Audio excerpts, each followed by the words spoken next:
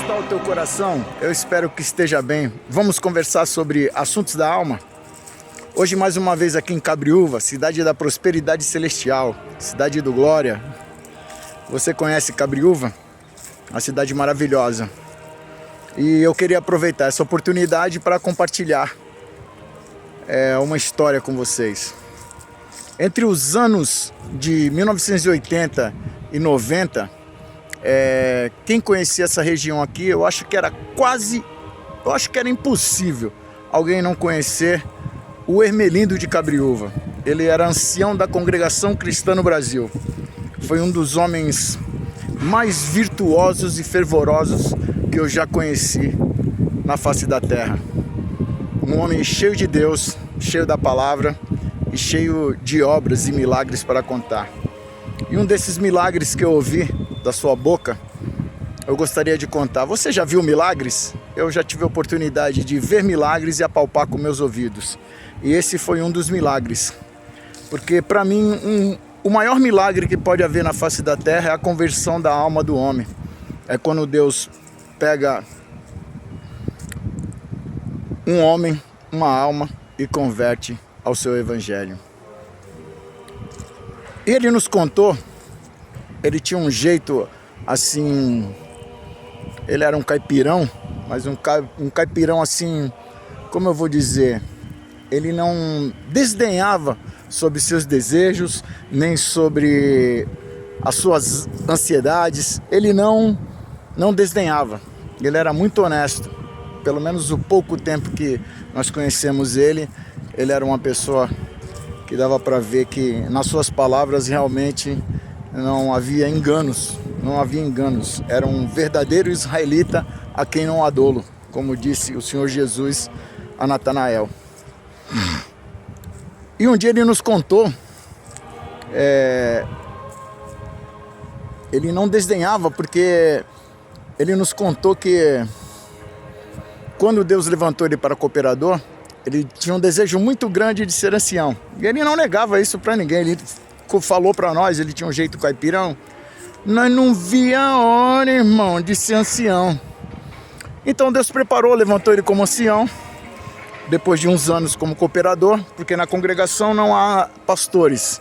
Há cooperadores, anciões e diáconos. Os diáconos cuidam da parte da obra da piedade, os anciões do batismo, das reuniões da mocidade, e os cooperadores atendem os cultos na ausência dos anciões. Eles atendem os cultos para a irmandade. E existe o cooperador de jovem. O cooperador de jovem é aquele que cuida dos cultos de jovem. E ele foi levantado para ancião. E ele falou: irmão, nós não via a hora de ser levantado para ancião. E quando Deus levantou nós para ancião, nós não via a hora de dar uma pregadinha. Então ele foi congregar, ele falou que foi congregar numa igreja em São Paulo, uma igreja muito grande da congregação, um tempo muito grande, numa reunião da mocidade. Ele falou: irmão, estava forrado, irmão, estava cheio o banco da frente de ancião, cooperador, diácono, estava forrado, a igreja no glória, uma igreja no glória, a igreja dando glória lá em cima. Eu falei: ah, Senhor, se der uma oportunidadezinha aqui, nós vai pregar. Aí nós sentamos no banco lá, né? Nós caipirão, não sabe falar. E quando chegou na hora da palavra, a igreja fervorosa no glória, chegou na hora da palavra, o ancião que estava, um ancião famoso, conhecido na obra de Deus, que estava atendendo o culto, deu um vacilinho e ofereceu a palavra para nós. Nós não pensamos duas vezes, irmão, levantamos com a palavra. Quando nós foi levantar, o diácono que estava sentado do meu lado, ele levantou, irmão, segurou nas minhas calças e falou: não, rapaz, você não vai levantar com a palavra não, aqui não. Eu estou esperando uma resposta da boca desse homem. Vê como o homem é fraco, esperar a resposta da boca do homem ao invés de esperar da boca de Deus. Mas nós temos essas fraquezas às vezes, escolhemos, né? Mas ele disse que com muito custo levantou com a palavra, e o povo, quando ele levantou, a igreja foi lá embaixo, murchou e falou: parecia uma sanfona, irmão. O glória foi lá embaixo.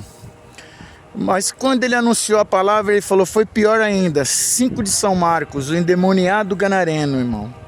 E aí o povo foi lá embaixo mesmo e ficou difícil para nós. E quando começou a palavra, o diácono não queria que eu levantasse, porque ele falou que estava com a necessidade ali dentro. Ele falou, estou com a necessidade e estou esperando essa palavra, irmão. E ele não queria que você não sabe nem falar, ele falou para mim, você não sabe nem falar. E ele era assim mesmo, ele era uma pessoa muito simples, tinha até uma certa dificuldade para ler as escrituras. Mas quando Deus tomava o seu coração, ele era um homem cheio de Deus. E quando ele levantou com a palavra, 5 de São Marcos, endemoniado gadareno, ele começou a pregar e falou, irmão, preguei como Deus deu para nós pregar. E ele falou que o endemoniado gadareno quebrava a mãe dele na porrada, quebrava o pai dele na porrada. Mas aí depois, irmão, a coisa mudou. O Senhor Jesus tocou nele, fez uma obra no coração dele. E aí a coisa mudou, o Senhor falou, vai para a tua casa, volta para os teus.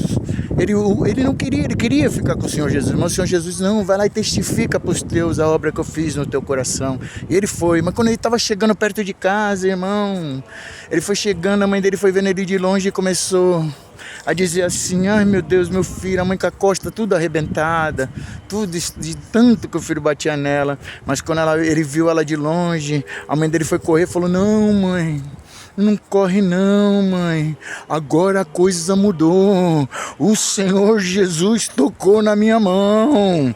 E ele passava a mão nas feridas da mãe dele e as feridas saravam, irmão, as feridas saravam. E ele perguntou, cadê o pai? O pai tá lá debaixo da cama, tá com a costela tudo arrebentada. Ele falou, vai lá. Ele foi lá, irmão, ele falou, pai, vem cá, agora a coisa mudou, pai. O Senhor Jesus tocou na minha mão. E ele passava a mão nas feridas do pai e as feridas saravam. Irmão, e de repente naquela pregação ele falou, levantou um homem lá em cima da galeria daquela igreja, com roupa extravagante, medalhão pendurado no pescoço, barba comprida, e gritou, sou eu! Sou eu! Irmão, e ele foi descendo o corredor, andando pelo corredor, e chegou até aqueles bancos da frente onde estava aquele diácono que não queria que eu pregasse, irmão, e falou pro pai dele, pai, sou eu, Deus está falando comigo, pai, eu não vou fumar mais maconha, eu não vou beber mais, eu não vou bater mais na mãe, eu não vou bater mais no C. Irmão, para encurtar a situação, para encurtar o testemunho, ele falou, irmão, aquele diácono que não queria que eu pregasse, eu jantei na casa dele, irmão. Ele me serviu, irmão, uma janta tão boa que eu fiquei 15 dias sem escovar o dente. Ele dizia dessa forma. Era um grande homem de Deus. Então, irmãos, existe nessa terra situações que a gente não entende. Nós julgamos as pessoas pela aparência, pelo modo de falar, pelas atitudes às vezes, mas só Deus conhece o coração do homem. E eu queria dizer para você, o homem é como a erva do campo, nasce e morre e passa por aqui, por esse lugar, nasce num dia e no outro ele morre.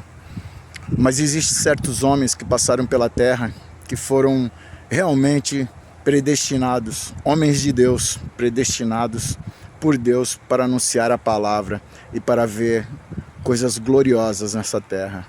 Então, se um dia alguém falar de mim, falem que eu vivi no tempo do Clóvis do Caraminguava, no tempo do Paulinho do Paulista, no tempo do irmão Ney do Parque Continental, no tempo do Rogerinho Babão. Falem que eu vivi no tempo do irmão Hermelindo de Cabriúva. Se você conheceu, se você viveu esse tempo nessa obra gloriosa que é a Congregação Cristã no Brasil, ela não é a graça de Deus, mas a graça de Deus está sobre ela também. Então, eu agradeço a Deus pela misericórdia que Ele teve, pela oportunidade que Ele me deu, e agradeço a você por ter ficado ouvindo esse vídeo por tanto tempo.